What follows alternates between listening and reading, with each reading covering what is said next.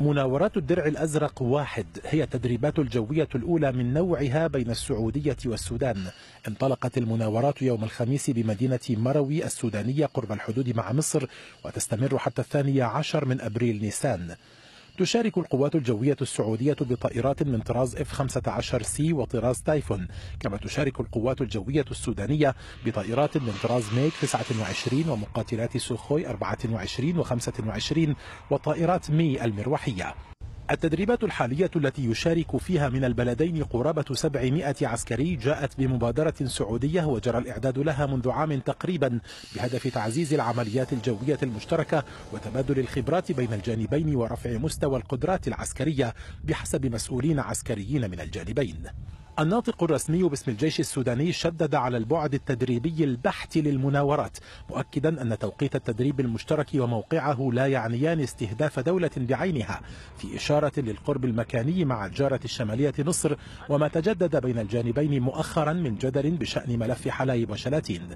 تتزامن مناورات الدرع الأزرق واحد مع الذكرى الثانية لبدء معركة عاصفة الحزم التي تقود فيها السعودية تحالفا عربيا يضم السودان ويهدف لاستعادة السلطة الشرعية في اليمن من ميليشيا الحوثي وقوات صالح. وشكل انخراط السودان في التحالف المذكور تطورا إيجابيا بارزا في العلاقات مع السعودية على المستوى العسكري، حيث تأتي المناورات الجوية الحالية بعد شهرين فقط من أخرى بحرية في جدة، وأكثر من عام من مشاركة الخرطوم في مناورات درع الشمال البرية شمال السعودية، وما تلاها من تقديم الرياض منحة للجيش السوداني تقدر ب5 مليارات دولار.